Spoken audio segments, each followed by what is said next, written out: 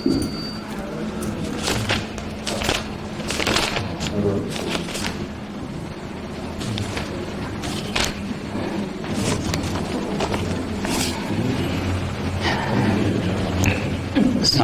warahmatullahi wabarakatuh.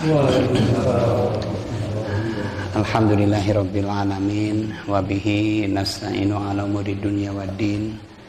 Wassalatu wassalamu ala asyrafil anbiya'i wal mursalin sayyidina Muhammadin wa ala alihi wa ashabihi wa man da'a bida'watihi ila yaumiddin. Amma ba'd. Bapak-bapak dan ibu-ibu jamaah Masjid Mutiara yang semoga dirahmati Allah. Ya, alhamdulillah kita bersyukur sekali lagi kehadirat Allah Subhanahu wa taala dengan ucapan alhamdulillahirabbil alamin. Segala puji bagi Allah Tuhan semesta alam yang telah memberikan kepada kita semua berbagai nikmat dan kebaikan. Alhamdulillah pagi ini kita sehat, ya, tetap bersemangat dan semoga tetap diberi kuat oleh Allah Subhanahu wa taala untuk kembali bertemu di majelis ini dalam rangka melaksanakan kewajiban kita thalabul ilmi. Alhamdulillah Allah telah menetapkan kita menjadi orang-orang yang selamat di dunia dan insya Allah selamat juga di akhirat, ya. Nah, tentu ketetapan ini harus dijaga, ya. Harus dijaga, harus tetap ada pada kita. Dan di antara cara untuk menjaganya adalah pertama dengan melaksanakan ibadah-ibadah sebagaimana diperintahkan Allah Subhanahu wa taala. Dan yang kedua adalah dengan melaksanakan thalabul ilmi. Ya, memperdalam wawasan keislaman kita. Ini sangat penting. Ya, karena di antara hifdzuddin, namanya hifdzuddin, menjaga agama itu adalah dua tadi di antaranya. Melaksanakan ibadah-ibadah sebagaimana diperintah Allah. Yang kedua adalah tetap menjaga, menambah wawasan keislaman kita. Salawat dan salam semoga dilimpahkan Allah kepada Nabi kita Nabi Muhammad sallallahu alaihi wasallam, kepada keluarganya, sahabatnya, kepada tabi'in dan juga kita semua selaku umatnya.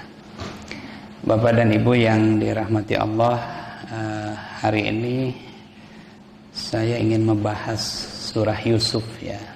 Tapi di sini tidak akan dibahas secara keseluruhan.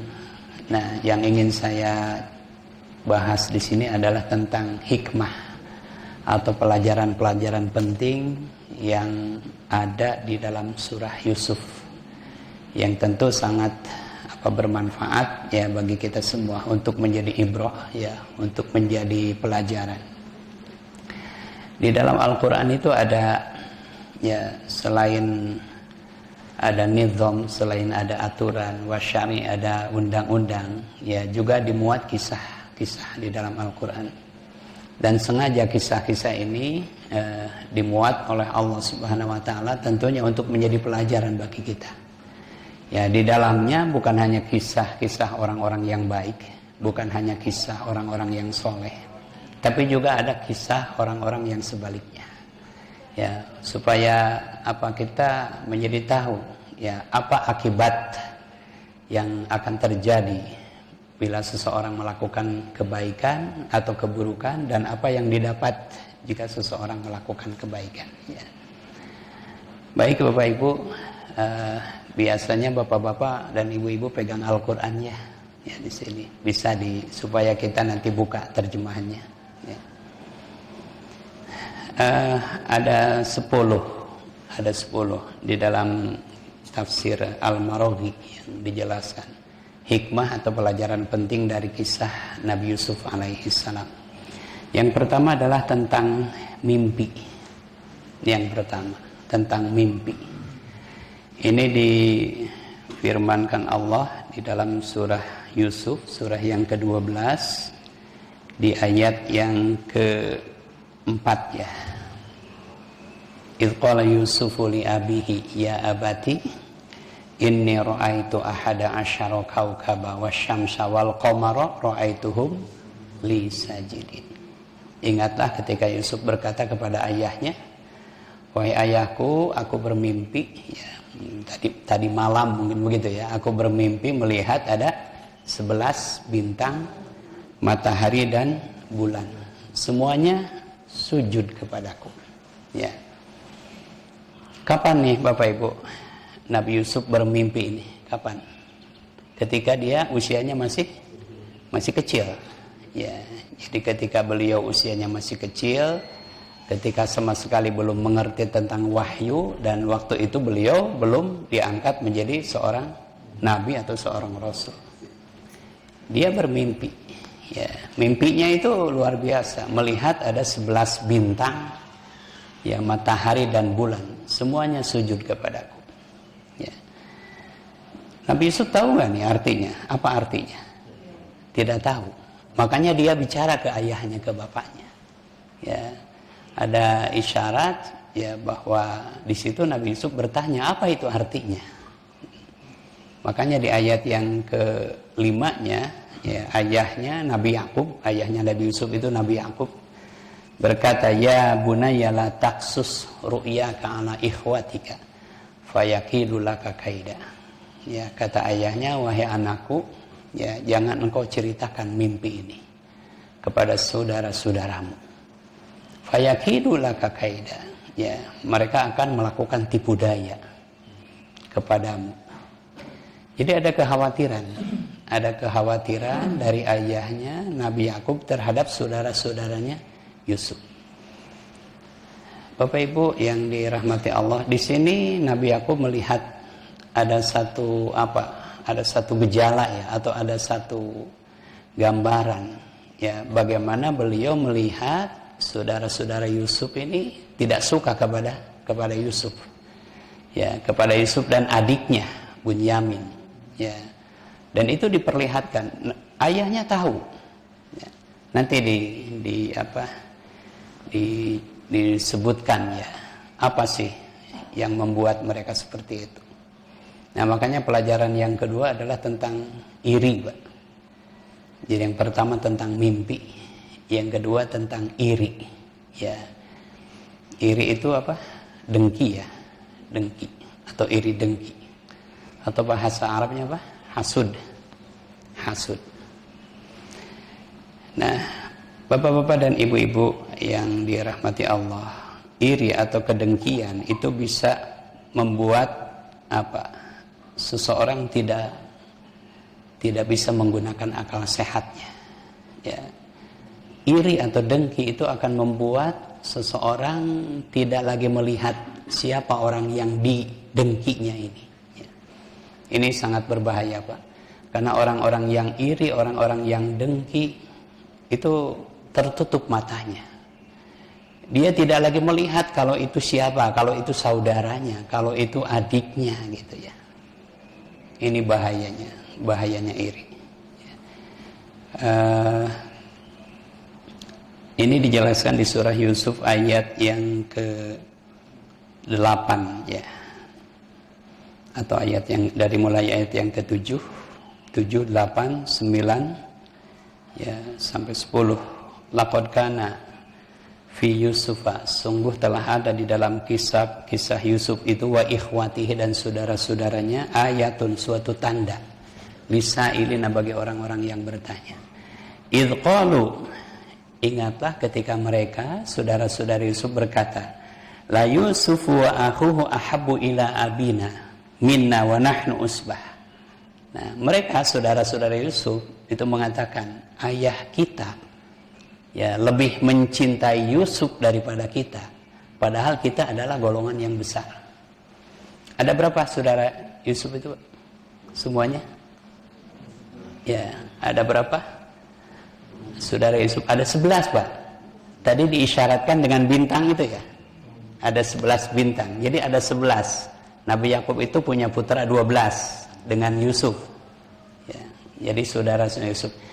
Yang satu di antara yang 11 itu, yang satu adiknya Yusuf. Nah, itu satu ibu satu bapak. Kakak-kakaknya itu beda ibu dan beda bapak. Kakak satu ibu satu bapak. Kakak-kakaknya itu beda ibu. Ya, beda ibu. Jadi 10 mungkin ya. 10 kakaknya itu beda ibu, dan itu juga di antara 10 itu tidak seibu sebapak, ada juga yang beda ibu lagi gitu ya, di antara 10 itu. Nah, saudara-saudara Yusuf yang 10 ini tidak suka kepada Yusuf dan adiknya. Mereka menganggap ayahnya lebih mencintai 2 anak ini daripada mereka ya. Itu menurut mereka ya. Ini digambarkan di Quran, inna abana ya, kata mereka apa, la Yusufu wa akhuhu ahabbu ila abina minna ya, sungguh Yusuf dan saudara-saudaranya itu lebih dicintai oleh ayah kita daripada kita ya. Apa betul mereka melihat begitu, Pak? Kira-kira sampai mereka mengatakan betul nggak? Boleh jadi ya. Nah, kemudian Nabi Yakub, beliau seorang nabi, seorang rasul.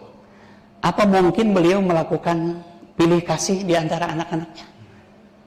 Kira-kira mungkin nggak seorang nabi, seorang rasul memperlakukan anak-anaknya secara tidak adil seperti itu? Mungkin nggak? Tidak mungkin ini. Ya. Jadi siapa yang salah sebenarnya? Ya. Apakah boleh jadi saudara-saudaranya benar melihat seperti itu ya, tapi apakah Nabi Yakub mungkin berbuat seperti itu, seorang nabi, seorang rasul? Tidak mungkin. Lalu di mana ini, Pak, duduk persoalannya? Nah, ini sudut pandang ya, Pak ya. Ya, mungkin cara memandang atau cara menilai. Yusuf dan adiknya itu saat itu masih kecil, masih berusia anak-anak. Sedangkan kakak-kakaknya ini sudah pada dewasa, Pak. Ya. Jadi pantas kalau Nabi Yakub memperlakukan Yusuf dan adiknya ini berbeda dari kakak-kakaknya. Ya. Nabi Yakub itu tentu lebih perhatian kepada 2 anak ini dibanding dengan anak-anaknya yang sudah pada dewasa. Nah, ini rupanya kakak-kakaknya tidak menyadari ini. Ya. Jadi tidak ingin ayahnya seperti itu. Nah, ini kan situasi sebetulnya, kondisi ya. Ya, ada situasi, ada kondisi di mana mungkin kita harus menerima keadaan seperti itu. Ya. Ada dulu uak saya itu pernah diprotes oleh anaknya ada 8, Pak. Kakaknya ibu saya ada 8. Ini salah satu anaknya ada di Semarang. Nah, dia minta bantuan bapaknya lah, mau beli rumah, minta bantuan bapaknya mau beli rumah, karena memang butuh rumah di sana. Ini ke-7 anaknya diprotes. Ya. Kau cuma yang satu yang dikasih ya, kenapa yang lain tidak? Padahal sama juga anak-anaknya. Jadi ada kondisi-kondisi di mana seorang ayah berlaku seperti itu. Nah, ini yang tidak diterima, dan ini yang menimbulkan rasa iri, rasa dengki kepada mereka. Nah, bapak-bapak dan ibu-ibu, rasa iri, rasa dengki ini ditanamkan setan kepada manusia. Hati-hati dengan rasa ini. Ya, setan akan menanamkan rasa ini, dan ironisnya apa? Iri, dengki, kalau tidak salah di dalam satu hadis disebutkan. Nah, sifat iri dan dengki ini akan terjadi bukan hanya kepada orang-orang biasa, Pak, tapi orang-orang alim, orang-orang alim, ya, boleh jadi para ulama juga ini terkena rasa ini. Bapak Ibu, tidak sedikit ya sesama ustadz saling bersinggungan gitu ya, sesama kiai saling menjatuhkan, ini tidak terjadi ya, dan salah satunya adalah karena rasa iri.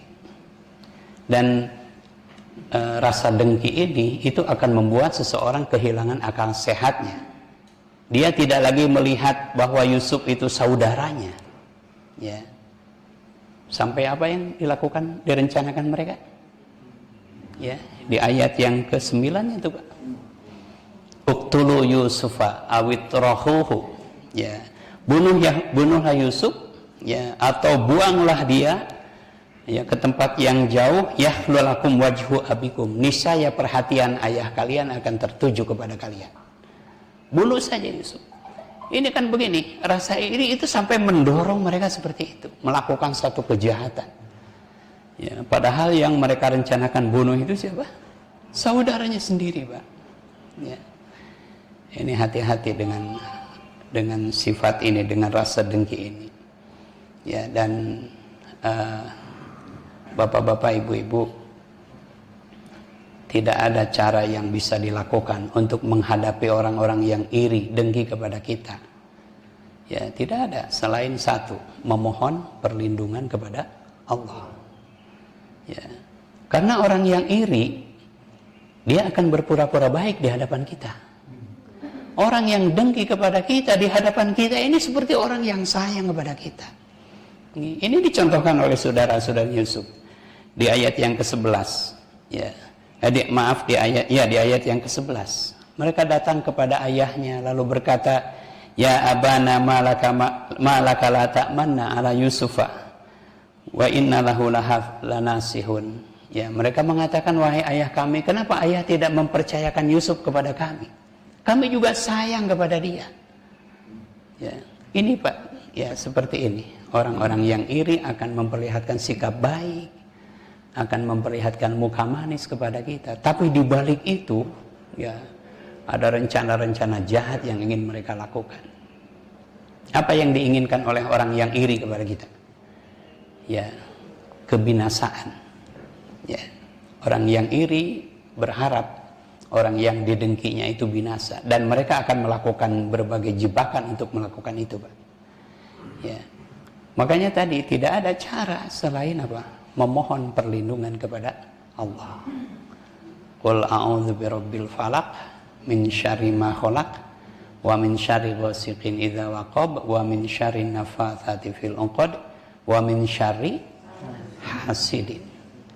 Aku berlindung kepada Tuhan yang menguasai waktu subuh. Ya, dari kejahatan makhluknya, ya. Wa min syarri ghasiqin, dan dari kejahatan malam apabila gelap gulita, dan dari kejahatan perempuan-perempuan sihir ketika mereka meniupkan sihirnya, dan dari orang-orang yang dengki ya saat mereka melancarkan dengkinya. Ya. Nah itu di ayat yang ke-11 saudara-saudara Yusuf mengatakan, "Ya abana malaka la ta'manna ala Yusufa wa inna lahu lanasihun." Wahai ayah, kenapa ayah tidak percaya kami? Kami juga sayang kepada Yusuf. Arsilhu ma'ana ghadan yarta wa yal'ab wa inna lahu lahafidun. Biarkanlah dia pergi bersama kami untuk bermain dan bersenang-senang, dan kami pasti menjaganya. Itu yang dikatakan mereka. Betul nggak Pak? Mereka hendak seperti itu? Tidak tentunya. Ya, mereka telah merencanakan apa? Akan membunuh dengan cara memasukkan Yusuf ke dalam sebuah sumur. Nah itu yang kedua. Kemudian yang ketiga, ini tentang berbohong. Ya, ini tentang berbohong. Ini dijelaskan di surah Yusuf ayat yang dari mulai ayat yang ke-16. Ya, bapak-bapak, ibu-ibu, setelah mereka berhasil, akhirnya ayahnya membiarkan anaknya, putranya Yusuf pergi bersama dengan saudara-saudaranya, dan mereka berhasil merencanakan perbuatan jahatnya. Ya, setelah itu kemudian apa? Di ayat yang ke-16, waja'u abahum isya'an yabkun. Lalu mereka kembali menemui ayahnya di malam hari sambil apa? Menangis. Jadi pulang Pak. Setelah mereka memasukkan Yusuf ke dalam sumur, mereka pulang, ya, lalu bertemu dengan ayahnya sambil menangis. Menangis apa ini Bapak Ibu? Ini menangis sungguhan atau nangis pura-pura ini? Ya pura-pura tentu. Dan air mata yang keluar itu air mata apa? Itu air mata buaya. Ya. Kelihatan nggak Pak orang yang nangis sungguhan dengan nangis yang pura-pura? Kelihatan nggak bedanya? Apa bedanya? Orang yang nangis sungguhan dengan yang pura-pura apa bedanya? Yang pura-pura juga air matanya keluar Pak. Keluar yang pura-pura juga.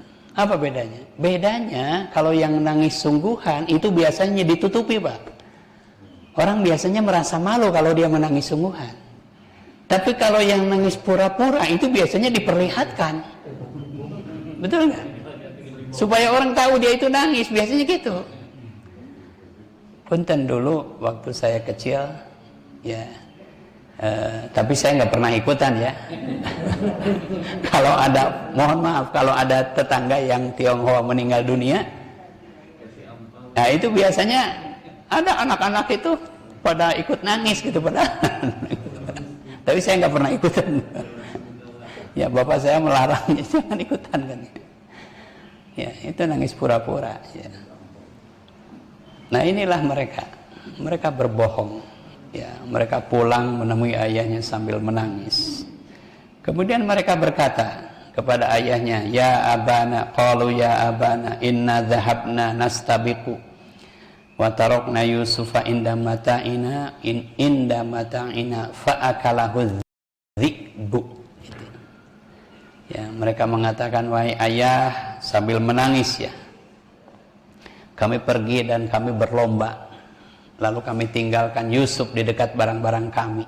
Tiba-tiba dia dimakan serigala." Ya, gitu ceritanya, Pak.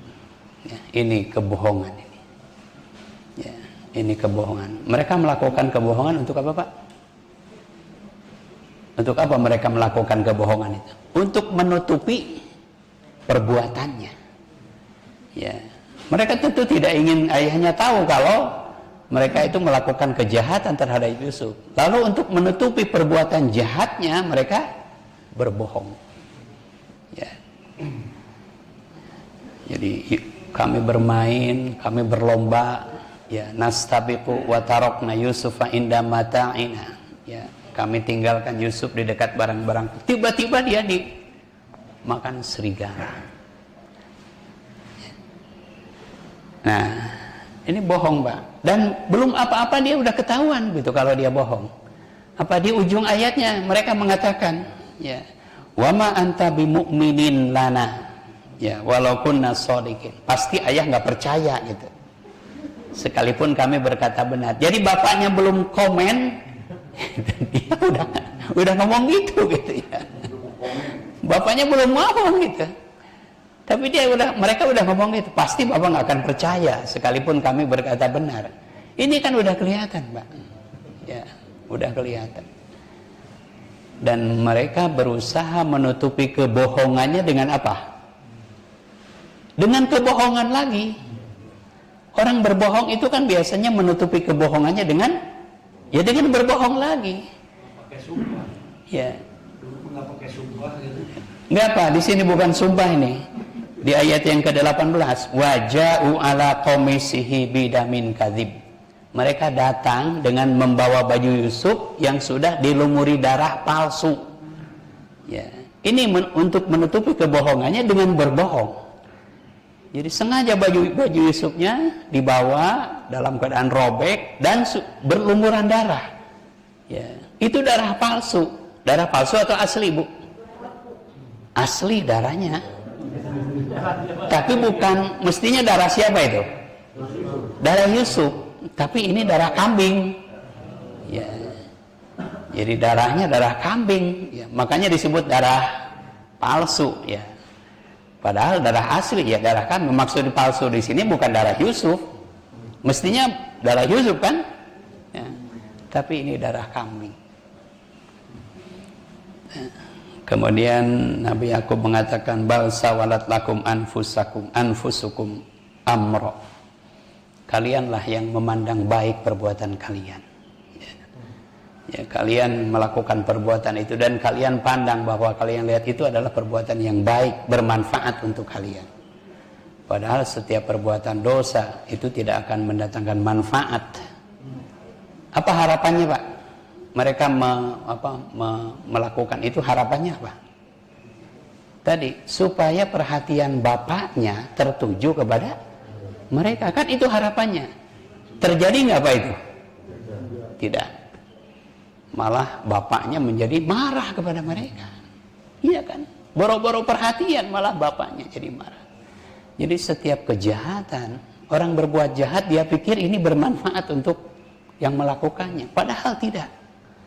Ya, setiap kejahatan tidak akan mendatangkan manfaat bagi orang yang melakukan. Itu yang ketiga. Kemudian yang keempat, ya Bapak Ibu, yang keempat adalah takut kepada Allah. Takut kepada Allah ini bisa mencegah perbuatan dosa. Ya, ini pelajaran yang keempat. Dan ini digambarkan di dalam surah yang ke-12 di ayat yang ke-23 ya. Ya. Bapak-bapak, ibu-ibu, apa yang terjadi setelah Yusuf dimasukkan ke dalam sumur? Apa yang terjadi? Selama puluhan tahun kan Yusuf tidak bisa bertemu dengan ayahnya, dengan ibunya, dengan saudara-saudaranya. Ini kan, ini akibat dari dengki itu seperti itu. Memisahkan seorang anak dalam waktu yang sangat lama, selama puluhan tahun kan itu. Coba bayangkan, ini akibat dari perbuatan dengki itu seperti itu. Nah, yang pada akhirnya setelah dimasukkan ke dalam sumur, lalu Yusuf dipungut oleh kafilah ya. Oleh kafilah, oleh para pedagang yang lewat. Jadi ada pedagang yang lewat, ketika mereka mengambil air, ya tiba-tiba timbanya itu berat. Dan waktu diangkat ada anak kecil rupanya naik di timba itu. Ya. Ini juga pedagang ini juga jahat, Pak. Pedagang ini juga tidak jujur. Ketika mereka menemukan anak kecil itu, apa yang mereka lakukan? Ya, di ayat ini. Ya, di ayat yang ke-19. Waja'at sayyaratun fa'arsalu waridahum fa'adla dalwah. Maka datanglah rombongan kafilah. Lalu mereka menyuruh seseorang menurunkan timbanya. Ketika diangkat, ya orang yang menurunkan timbanya itu mengatakan, ya busyra hadza gulam. Aduh, ini ada anak kecil gitu. Lalu apa? Wa asarruhu bito'ah. Lalu para pedagang itu menyembunyikan si anak itu untuk dijual. Pak, kalau Pak Janal kalau nemu anak itu disembunyikan nggak Pak? Polisi, Pak. Apa yang terbayang dalam pikiran kita ketika kita menemui anak sedang menangis gitu ya? Apa yang terbayang? Bisa dibayangkan orang tuanya. Ya, betapa bingung orang tuanya, betapa sedih anaknya hilang, kan begitu. Dan kita berusaha untuk mengembalikannya. Ini tidak, ini para pedagang ini tidak. Nah, seperti inilah orang-orang, ada orang-orang yang ingin mengambil keuntungan besar dengan perbuatan yang tidak benar juga, Pak. Sengaja mereka menyembunyikan anak itu, apalagi mereka melihat anak ini tampan, ya, postur badannya bagus, wajahnya tampan. Ini pasti mahal ini, lalu disembunyikan untuk dijual. Tapi ketika dijual apa Pak? Mahal atau murah? Murah ketika dijual. Ini di ayat yang ke-20. Wa syarahu bisamanin bakhsin. Dan mereka menjualnya dengan harga yang murah. Ya. Darahima, hanya beberapa dirham. Ya, kalau baca di tafsir Ibnu Katsir disebutkan mereka itu rugi membawa Yusuf dari Kan'an ke Mesir, kan ke Mesir ya. Ya berminggu-minggu harus memberi makan, biaya yang makannya juga tidak sebanding dengan harga jualnya. Rugi sebetulnya mereka itu. Tapi inilah orang-orang yang berpikir bahwa dengan kejahatan mereka akan mendapatkan untung. Ya. Nah, yang keempat, takut kepada Allah. Setelah Nabi Yusuf atau setelah Yusuf dibawa ke Mesir, terakhir beliau dijadikan anak angkat seorang pejabat Mesir ya. Ya, dijadikan anak angkat seorang pejabat Mesir, atau sebagian mengatakan yang menjadi ayah angkat Yusuf itu seorang pejabat, sebagian lagi mengatakan raja Mesir. Ya, karena sebutannya Al-Aziz. Al-Aziz itu raja Mesir. Nah, suatu hari, Yusuf tinggal bersama dengan keluarga itu sampai dewasa, Pak. Ya, sampai remaja, dan ketika remaja semakin kelihatan ya akhlaknya yang mulia, yang baik, kemudian penampilannya yang menawan, postur tubuhnya, ketampanannya semakin kelihatan. Ya. Sampai istri raja tertarik. Ya, tertarik menyukai Yusuf. Ya, suatu hari ketika di rumah sedang tidak ada orang, ya, orang-orang sedang pada pergi dan hanya ada mereka berdua, Yusuf dan Yusuf dan ibu angkatnya. Ya, nah si ibunya ini berusaha menggodanya di ayat yang ke-23 ya. Warawadathu allati huwa fi baitiha, dan perempuan di mana Yusuf tinggal di rumahnya berusaha untuk menggodanya. Ya, jadi istri Al-Aziz itu muda, cantik, ya, kaya, dan mantan peragawati, Bu.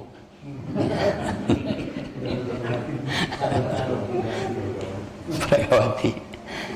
Nah, coba bayangkan ya, seorang pemuda Yusuf digoda oleh perempuan seperti itu, dan di rumah sedang tidak ada orang. Ya, apa yang terjadi? Nabi Yusuf mengatakan apa? Ma'adzallah, aku berlindung kepada Allah, tidak tergoda.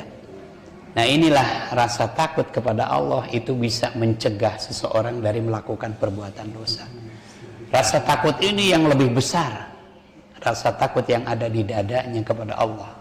Ini begitu besar, begitu kuat, sehingga menghalanginya dari perbuatan maksiat. Ya, sulit dalam kondisi seperti itu seorang laki-laki untuk menolak. Ya, sulit untuk menolak ajakan. Tapi ketika rasa takut ini ada di dalam dada, maka itu bisa mencegahnya, bisa menghalanginya. Ya. Nah, ma'adzallahi innahu rabbi ahsana mathwaya. Tuanku, ya raja maksudnya, telah berbuat baik kepada saya. Saya tidak mungkin mengkhianatinya dengan melakukan ini. Tapi si perempuan itu maksa, Pak. Ya, maksa. Ya, ketika Yusuf menolak, perempuan itu berusaha untuk memaksanya. Kemudian Yusuf lari dan perempuan itu mengejarnya. Ya, mengejarnya. Ketika Yusuf berada di depan pintu, si perempuan itu berhasil menarik bajunya. Dan pada saat pintu terbuka, didapatilah suaminya sudah berdiri di depan pintu. Ya. Nah, makanya pelajaran yang keempat itu tentang tipu daya perempuan. Ya, tipu daya perempuan itu lebih besar. Begitu di ayat ini disebutkan begitu, bahwa tipu daya seorang perempuan apabila dia berbuat jahat, maka itu bisa lebih hebat, bisa lebih dahsyat. Apa yang dikatakan perempuan itu, Pak? Ya, ketika dia mengejar Yusuf dan berhasil menarik bajunya, pada saat pintu terbuka ternyata suaminya berdiri di situ. Apa yang dikatakan perempuan itu? Ya, di ayat yang ke-25 itu ya. Qalat, dia berkata, ma jaza'u man arada bi ahlika su'an illa ayusjana aw adzabun alim. Kata perempuan itu di depan suaminya, ya, tidak ada hukuman yang paling pantas untuk seseorang yang mencoba berbuat jahat kepada istri raja selain dia harus dipenjara atau harus disiksa, begitu. Ya. Itu yang dikatakan perempuan itu. Ya. Padahal yang menggoda siapa? Ya, tapi dia membalikan fakta seperti itu. Ya. Cerdas berarti ya. Cerdas, Pak, langsung jalan ininya begitu melihat suaminya di depan pintu. Sama, Pak, dengan kilometer 50 sama, Pak. Jadi dibalikan fakta. Ya, tidak ada hukuman yang paling pantas untuk seseorang yang mencoba melakukan keburukan terhadap istrimu selain dia harus dipenjara atau disiksa. Aw adzabun alim. Nah, di ayat yang tapi ada saksi, Pak ya. Ada saksi, dan saksi ini dari pihak si perempuan itu, salah seorang kerabat istri raja itu melihat kejadian itu. Ya, dia mengatakan, siapa yang salah, lihat aja bajunya. Kalau baju Yusuf itu robek di depan, berarti siapa yang salah? Yusuf. Yang benar istri raja. Kalau ya, saksi ahli itu. Nah, ini belum ada nih saksi ahlinya, Pak ya. Kan dibilang kan cuma 2 orang, Pak. Tapi Bapak mengatakan 2 orang ada saksi. Saksinya saksi ahli, Pak. Saksi ahli ya. Jadi ternyata sobeknya di mana? Belakang. Ketika raja melihat baju Yusuf sobeknya di bagian belakang, apa yang dia katakan di ayat yang ke-27? Ya. Maaf, di ayat yang ke-28. Falamma ra'a qamisahu qudda min duburin, maka tatkala raja melihat baju Yusuf itu sobek di bagian belakang, qala innahu min kaidikun, ini adalah tipu dayamu. Inna kaidakunna azim, tipu dayamu ini begitu hebat. Begitu kata raja. Ya. Ini tipu dayamu. Kemudian yang kelima, Pak. Itu yang kelima ya. Betul, yang kelima, yang keenam sekarang. Yang keenam, menjaga kesucian ini lebih utama sekalipun harus menderita, Pak. Ya, menjaga kesucian ini lebih utama. Ya, sekalipun seseorang harus menderita karena itu. Nah, ini terjadi pada kisah Nabi Yusuf di surah 12 ayat yang ke 33 ya. 33. Bapak Ibu, setelah kejadian itu apa yang terjadi ya? Ada potong, tidak sadar ibu-ibu motong jari gitu ya. Jadi ibu-ibu pejabat Mesir itu mendengar kalau istri raja sangat tertarik berusaha untuk menundukkan Yusuf.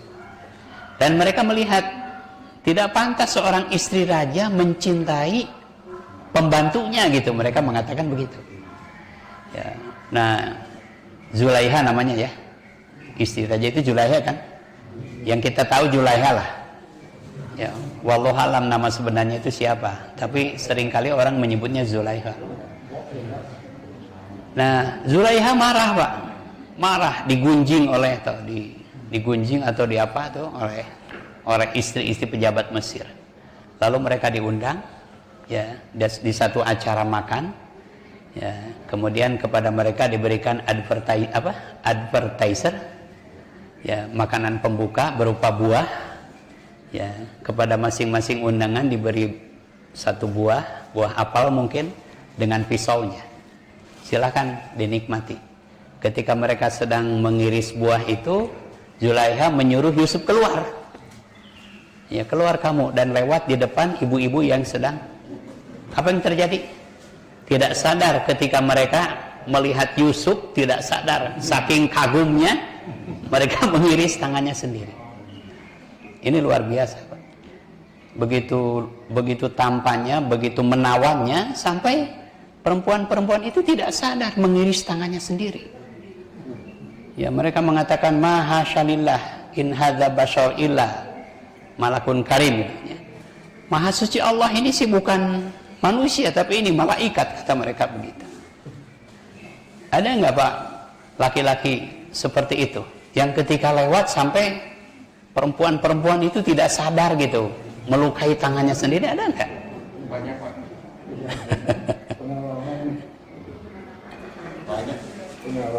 Saya pernah ke Cirebon, kan ada rumah makan empal gentong Pak Haji Apud tuh, Pak.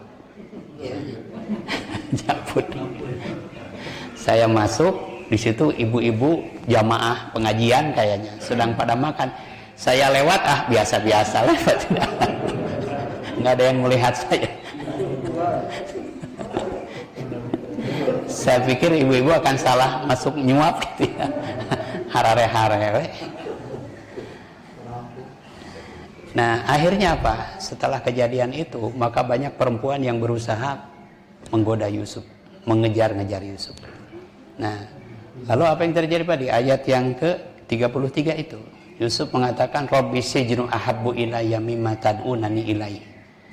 Ya Tuhan, lebih baik aku di penjara saja daripada aku mengikuti keinginan mereka. Ya, lebih baik aku di penjara saja. Ini luar biasa, Pak. Menjaga kehormatan, menjaga kesucian, ini jauh lebih utama daripada aku dikejar-kejar perempuan. Ya kan? Nggak ada sekarang begitu, Pak. Ya. Ini dikejar-kejar. Kalau sekarang malah mengejar-ngejar mungkin ya. Daripada aku dikejar-kejar perempuan, lebih baik aku di penjara saja. Ya. Dan itu terjadi. Kemudian yang ke-7, nah ini tentang mukjizat Nabi Yusuf. Ya, tentang mukjizat Nabi Yusuf. Apa mukjizat Nabi Yusuf itu? Ya, kemampuan mengartikan mimpi, takwil mimpi. Jadi Nabi Yusuf diberi mukjizat oleh Allah, kemampuan bisa mengartikan mimpi. Mimpi siapa saja? Ya, mimpi orang lain ataupun mimpinya sendiri. Ketika kecil belum bisa, Pak. Tapi setelah diangkat menjadi nabi, maka Allah berikan mukjizat ini. Nah, dan Nabi Yusuf di surah ini dua kali ya mengartikan mimpi. Pertama, mimpi dua tawanan, ya, yang satu bermimpi memeras anggur, yang satu lagi bermimpi membawa makanan di atas kepalanya lalu dipatuki burung gitu. Nah, mimpi ini diartikan oleh Yusuf dan benar terjadi. Jadi ini mukjizat. Nah, karena mengartikan mimpi ini, kemampuan ini menjadi mukjizat Nabi Yusuf, maka dipastikan, Pak, orang lain tidak ada yang bisa, kecuali para nabi, para rasul ya. Ngerti nggak? Karena kemampuan mengartikan mimpi ini mukjizatnya Nabi Yusuf dan juga nabi yang lain, berarti selain nabi, selain rasul, tidak ada yang bisa melakukannya. Ya. Nah, kalau kita mimpi tidak usah nanya, Pak, kepada seseorang, apa arti mimpi saya? Karena tidak ada yang bisa. Yang namanya mukjizat itu kan tidak diberikan kepada selain nabi. Ya. Yang namanya mukjizat ini tidak diberikan kepada selain rasul, selain nabi. Ya. Makanya dipastikan tidak ada yang bisa mengartikan mimpi. Ada beberapa nabi pernah bermimpi. Nabi Ibrahim pernah bermimpi diperintah Allah menyembelih putranya. Rasulullah juga pernah bermimpi ya melaksanakan umroh pertama, dan itu benar. Semua mimpi Nabi, semua mimpi Rasul itu benar. Karena Rasulullah mengatakan setan tidak bisa menggoda para Nabi, para Rasul melalui mimpi. Ya, beda dengan mimpi kita. Ya, kalau mimpi kita kemungkinannya dua, bisa jadi dari Allah, bisa jadi dari setan, Pak. Itu aja. Membedakannya gimana? Gampang membedakannya. Lihat aja mimpinya. Kalau mimpinya bagus, berarti itu dari Allah, petunjuk dari Allah. Misalnya tadi malam saya bermimpi ketemu dengan ayah saya yang sudah meninggal. Kemudian ia menasehati saya supaya tetap menjaga silaturahmi, supaya saling mencintai, menyayangi sesama saudara gitu. Ini kan bagus, Pak ya. Insya Allah ini dari Allah. Tapi kalau mimpinya aneh gitu. Ya, kalau kamu ingin kaya, coba kamu pergi ke gunung. Nah, ini dari setan, Pak. Jadi kalau kita mimpi, tidak usah bertanya, Bapak Ibu. Berdoa sajalah. Kalau mimpinya bagus, berdoa, ya Allah mudah-mudahan mimpi ini jadi kenyataan gitu kan ya. Kalau mimpinya buruk, ya berdoa mudah-mudahan Allah menjauhkan dari mimpi buruk ini. Itu aja. Tidak usah nyari ustadz, nyari orang nanya mimpi gitu. Nanti, soalnya banyak orang yang mengaku bisa mengartikan mimpi, tapi apa benar bisa nggak? Gitu. Kan gitu ya. Kalau cuma menebak-nebak mah ya gampang lah, nebak-nebak. Nah, jadi tadi bisa jadi petunjuk Allah atau bisa dari setan. Kalau mimpi ketemu mantan, yakin itu dari setan, Pak.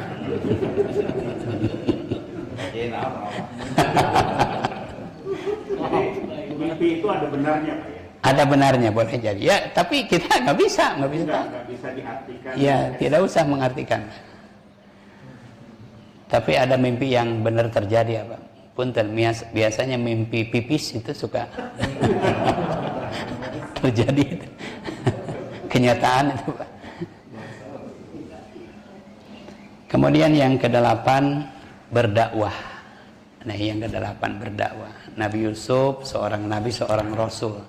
Tentu tugas utamanya adalah berdakwah, dan beliau berdakwah ya bukan hanya di tempat di mana beliau berada, beliau juga berdakwah kemana-mana Pak. Bahkan rajanya juga didakwahi oleh Nabi Yusuf. Nah, yang istimewa apa di ayat ini? Ya, ini dijelaskan di surah Yusuf ayat yang ke-38, 39, 40 gitu ya. Jadi ketika dua tawanan ini bermimpi, mereka datang kepada Yusuf ya. Yusuf ayyuhas apa? Di sini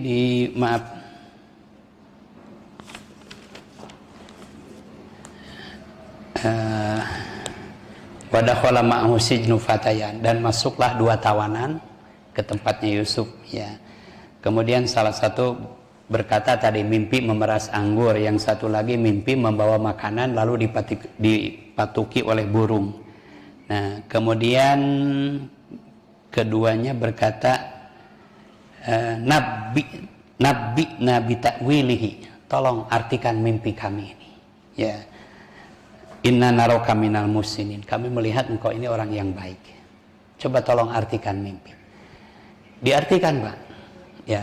Tapi sebelum Nabi Yusuf mengartikan mimpinya dua tawanan itu, beliau dakwahi dulu ya, didakwahi dulu Pak, di ayat yang ke-38 tuh ya, di ayat yang ke-38, di ayat yang ke-39, di ayat yang ke-40 beliau mengatakan ya sahibai sijni a'arbabu mutafarriquna khairun amillahul wahidul qahar.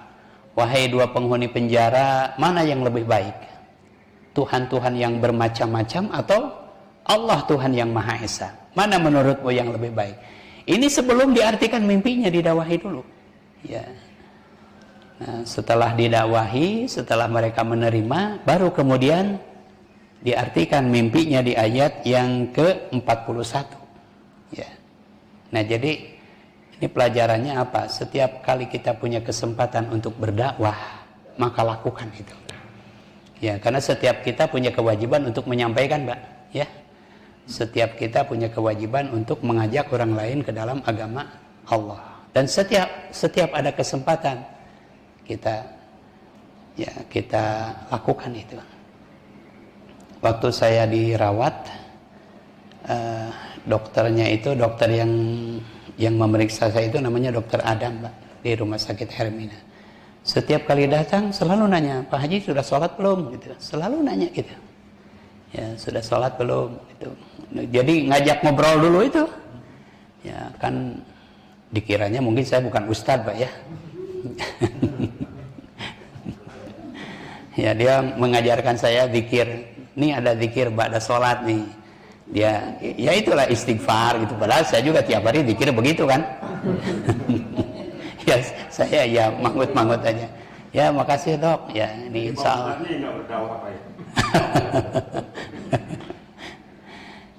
Saya juga ajak teman saya yang di sebelah juga, saya kalau waktu sholat saya ajak dia sholat ya, kebetulan namanya Pak Ahmad gitu. Ya Pak Ahmad sholat ya, ayo ya, saya juga mau sholat. Alhamdulillah, jadi menyenangkan Pak dalam kondisi seperti itu, sama-sama sakit, menyenangkan gitu ya. Kemudian yang ke-9, nah yang ke-9 bergantung hanya kepada Allah. Ini yang ke-9.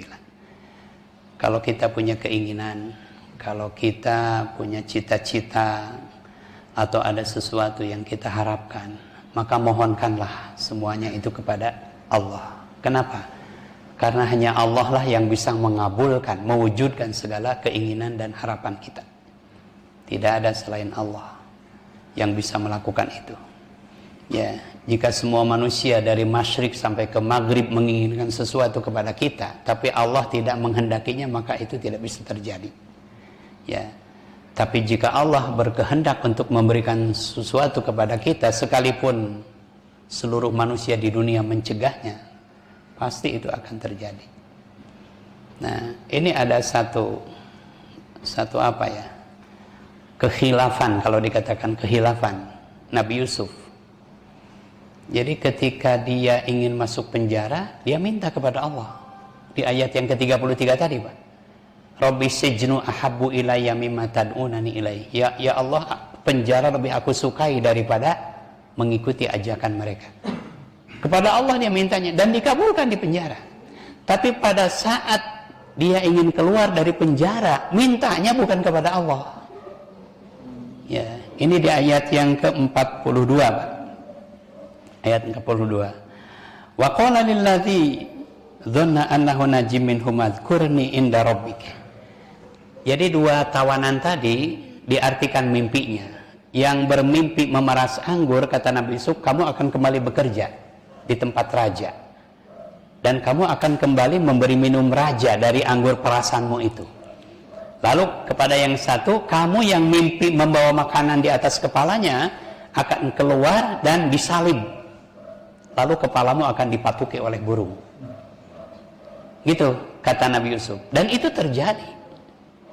Nah, sebelum yang memeras anggur, mimpi memeras anggur ini keluar, Nabi Yusuf pesan tuh kepada orang itu, nanti kalau kamu keluar, ya lalu kamu kembali kepada bekerja di tempat raja, tolong bilangin ke raja. Ya, ada seorang tawanan tidak bersalah, suruh supaya raja mengeluarkannya. Begitu kata Nabi Yusuf. Apa yang terjadi setelah itu? Fa'ansahu syaiton, maka syaitan membuat orang itu lupa, Pak. Ya. Jadi si tawanan itu lupa. Akhirnya apa? Yusuf harus mendekam di penjara selama 7 tahun. Ya, lupanya kebangetan kali ya. 7 tahun itu. Ya. Falabitha fi sijni bid'a sinin. Akhirnya apa? Nabi Yusuf harus bid'ah itu menunjukkan 7 biasanya. Ya. Nah ini, jadi ada khilafnya. Mungkin manusiawi, Pak. Mungkin manusiawi. Ketika Nabi Ibrahim hendak dibakar, badannya sudah diikat dan kayu-kayu sudah numpuk di sekelilingnya. Saat api mulai dinyalakan, ya Nabi Ibrahim berdoa, ya, memohon ya Allah menolongnya. Lalu datang Jibril. Ya Ibrahim, ana Jibril. Wahai Ibrahim, aku Jibril. Kata Nabi Ibrahim, ya aku tahu. Ya, terus apakah engkau hal taftakiruni? Apakah engkau butuh aku? Ya. Kata Nabi Ibrahim, tidak. Aku hanya butuh kepada Allah. Ya. Itu Nabi Ibrahim. Padahal yang datang malaikat, Pak. Ya, coba kalau kita dalam kondisi seperti itu. Ya, tiba-tiba datang orang gitu, atau datang polisi. Ya, mungkin kita segera minta tolong sama dia gitu. Tapi Nabi Ibrahim tidak. Ini satu contoh dari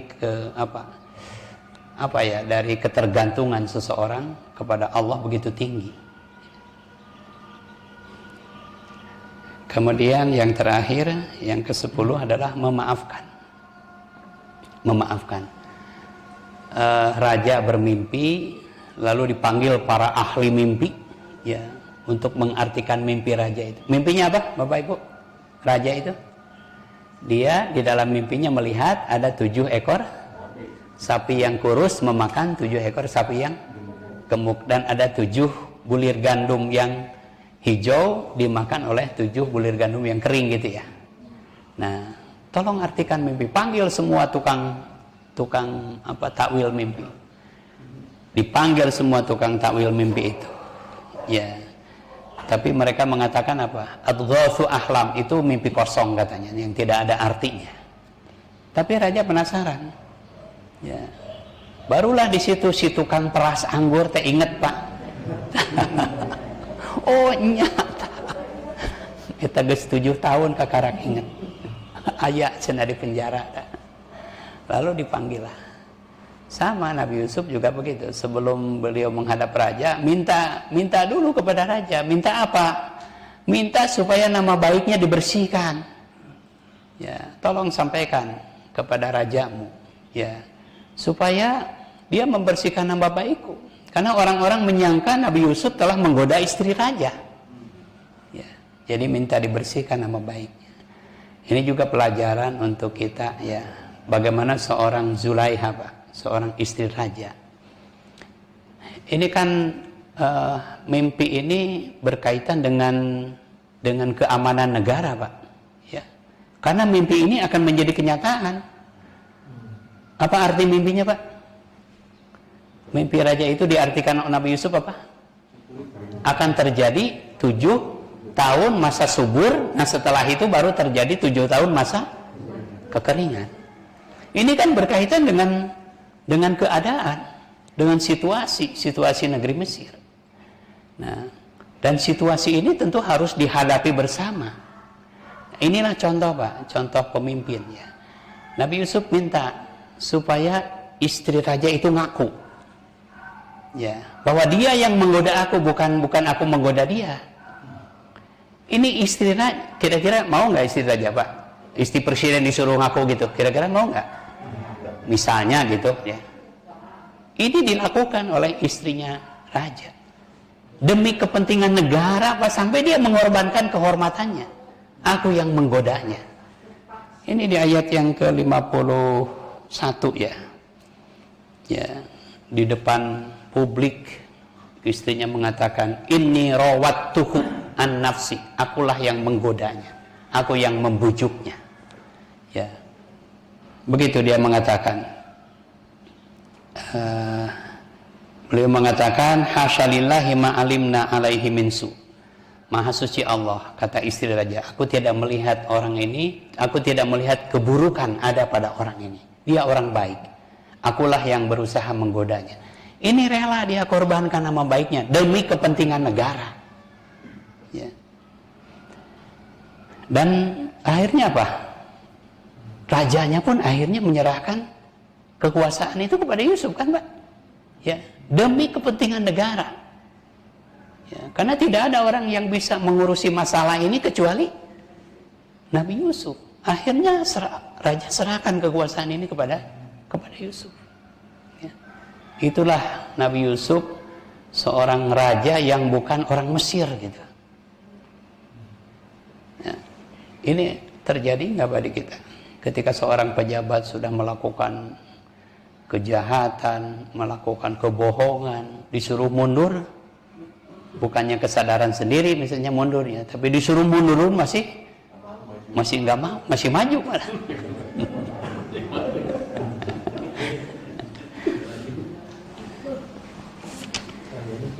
Nah, jadi setelah 7 tahun subur, di masa 7 tahun subur ini Nabi Yusuf melakukan kebijakan apa? Memerintahkan kepada seluruh masyarakat untuk menanam, dan yang ditanam adalah segala kebutuhan pokok makanan. Jadi tidak boleh ada yang menanam bunga, tidak boleh ada yang, semua tanaman itu harus tanaman kebutuhan, gitu. Akhirnya apa? Setelah 7 tahun musim tanam, sebagian hasilnya disimpan, sebagian besar, sebagian lagi dipakai untuk kebutuhan makan, sehingga ketika datang musim kemarau, Mesir punya persediaan makanan yang besar. Nah, ketika terjadi musim kemarau itulah kemudian negara-negara di sekitar Mesir kekurangan, Pak, kehabisan bahan makanan. Akhirnya mereka berdatangan ke Mesir, ya, berdatangan ke Mesir membawa barang-barang berharga untuk ditukar dengan bahan makanan. Nah, di antara yang datang itu saudara-saudara Yusuf yang dari Kan'an ini datang ke Mesir. Ya, jadi saudara-saudara Yusuf, kalau tidak salah ada 7 orang itu yang datang ke Mesir. Datang ke Mesir, kemudian mereka menghadap petugas di sana. Nah, ketika mereka datang, Nabi Yusuf melihat, ini saudara-saudara saya datang. Ya, kemudian diberikan jatah mereka, bahkan diberi lebih, ya. Mereka ditanya, ya, di dalam tafsir Al-Marugi ditanya, kan, kalian ini siapa, dari mana, gitu. Padahal Nabi Yusuf tahu. Nah, orang-orang ini saudara menceritakan kami dari Kan'an. kami punya ayah yang sedang sakit. Ya, ada kami 12 bersaudara. Ya, yang satu masih kecil, yang satu tinggal bersama dengan ayah kami. Nah, yang satu mah hilang cenah. Hilang yang satu. Ya, itu di tafsir Al-Mawardi disebutkan hilang yang satu, tidak disebut dimakan serigala. Ya, hilang yang satu. Nah, udah terus. Nah, nanti kalau kamu mau ke sini lagi, tolong saudaramu yang kecil itu dibawa ke sini. Begitu kata Nabi Yusuf. Ya, baik, akan kami bujuk ayahnya supaya beliau mengizinkan kami membawanya. Gitu kan di ayatnya disebutkan gitu. Lalu mereka kembali kepada ayahnya, nih ayah, nih kami diterima dengan baik, bahkan kami diberi jatah berlebih. Tapi nanti kalau ke sana lagi disuruh bawa, ya bawa yang kecil. Nabi Yakub mulai curiga lagi, jangan-jangan nanti. Ya, sampai akhirnya mereka bersumpah, demi Allah kami akan menjaganya, gitu ya. Akhirnya diizinkan juga. Setelah datang dengan adiknya, kemudian dibisiki adiknya, dibawa adiknya ke tempat tersendiri, kakak-kakaknya menunggu, lalu dibisikan, aku ini saudaramu Yusuf, ya, yang sudah hilang puluhan tahun yang lalu. Nah, di situ adiknya menangis, begitu pula Yusuf, ya, puluhan tahun Pak ini tidak ketemu. Nah, kemudian dibuat rekayasa lah, ya, masing-masing yang datang itu diberi jatah makanan. Tapi untuk karung adiknya ini dimasukkan ini piala tempat menakar itu gandum, dimasukkan oleh petugas, sengaja disuruh dimasukkan. Nah, setelah dimasukkan ribut, wah, di antara kalian ini ada yang mencuri, kan gitu. Ini piala raja ini hilang, pasti dicuri oleh salah seorang di antara kalian. Nah, kakak-kakaknya Yusuf tentu kaget. Kami datang bukan untuk mencuri. Ya, kami datang untuk kebaikan. Coba periksa karungnya. Ya, diperiksa karungnya satu persatu, ternyata ada di situ. Akhirnya adiknya harus ditahan. Adiknya harus ditahan. Ada satu riwayat begini di tafsir Jamal, ya. Ada riwayat begini. Putra-putra Nabi Yusuf itu punya khasyah. Apa khasyah ya? Hasiat lah, Pak. Hasiat. Hasiat itu apa? Hasiat itu apa, Pak? Ya. Apa ya? Kelebihan lah katakan dulu. Apa? Mereka itu putra-putra Nabi Yakub punya kelebihan apa? Mereka itu kalau membentak seekor harimau itu bisa terduduk, Pak. Ya. Itu kehebatan mereka itu. Kalau mereka membentak harimau yang buas pun itu bisa terduduk, ya. Begitu di tafsir Jamal disebutkan. Makanya Nabi Yakub tidak percaya kalau Yusuf dimakan serigala. Ya, tidak percaya. Hewan takut, tentu takut, ya. Nah, kemudian ketika raja menahan ini, mereka berusaha membujuk. Karena sudah berjanji akan membawa pulang kepada ayahnya. Iya kan? Sampai demi Allah kami akan berjanji membawa kembali anak ini. Tapi ditahan gitu. Dibujuklah raja. Tidak berhasil membujuk, mereka mencoba membentak. Karena manusia pun ketika dibentak itu bisa terduduk. Ya. Mereka mencoba membentak Nabi Yusuf. Ketika dibentak raja, nggak apa-apa, ada saudaranya tuh. Jadi nggak mempan. Nah, itu ada satu riwayat begitu, ya. Nah, ketika mereka pulang, ya, bapaknya makin tidak percaya. Nah, suatu saat mereka kembali lagi di ayat yang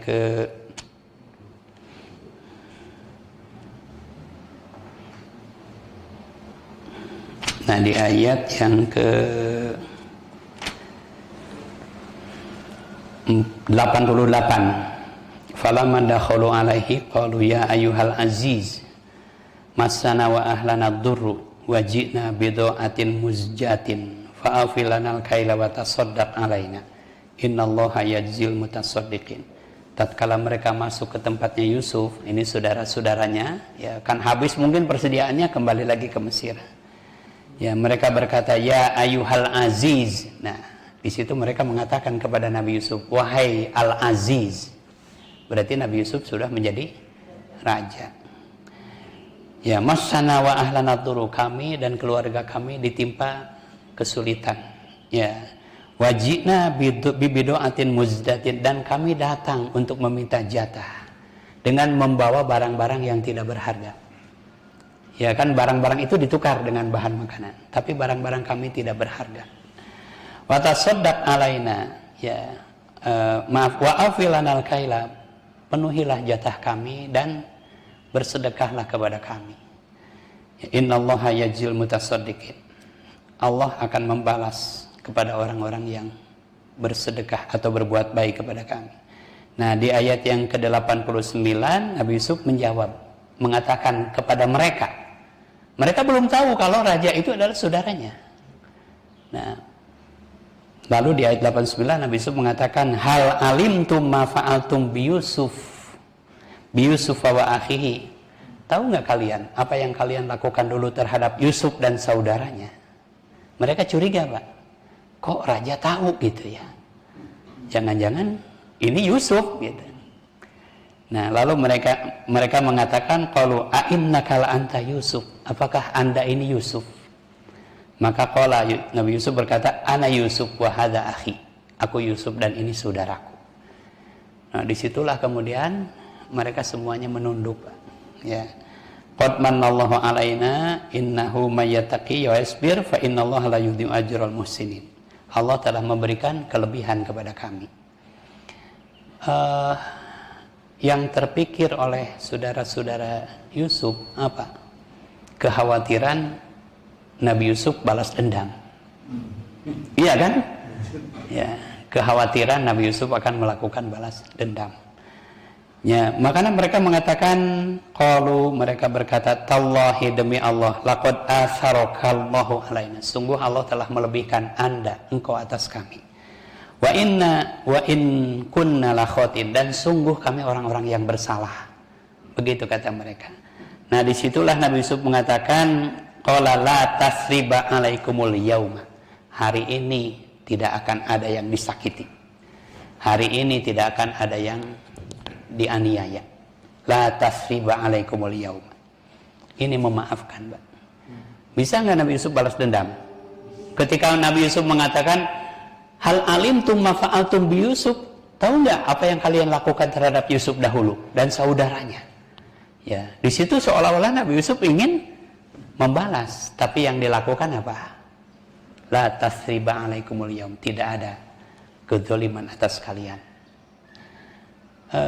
Bisa balas dendam, tapi memaafkan jauh lebih baik. Dan ini pernah terjadi ya, ketika Rasulullah melakukan Futuh Mekah, lalu Rasulullah mengumpulkan orang-orang Quraisy. Ya ma'syarul Quraisy, kata Nabi, wahai orang-orang Quraisy, menurut kalian apa yang akan aku lakukan terhadap kalian hari ini? Ya, orang-orang Quraisy berpikir bahwa Nabi akan balas dendam. Lalu Rasulullah mengatakan, la tasriba alaikumul yauma, tidak ada yang disakiti hari ini. Wa antumut tulaqo, kamu sekalian bebas. Tidak ada yang, Islam tidak mengenal balas dendam, Pak. Tidak. Kalau dulu kita disakiti, ya, tapi ketika kita melihat orang-orang yang menyakitinya sudah sadar diri, ya sudahlah. Karena dulu misalnya partainya diacak-acak, lalu dibalas lagi ngacak-ngacak partai lain, misalnya gitu. Ya. Itu mah misalnya, Pak. Nah, itulah Bapak Ibu, hikmah atau pelajaran penting dari kisah Nabi Yusuf alaihissalam. Ya, demikian, mudah-mudahan bermanfaat. Subhanakallahumma wa bihamdika, asyhadu an la ilaha illa anta, astaghfiruka wa atubu ilaik. Wassalamualaikum warahmatullahi wabarakatuh.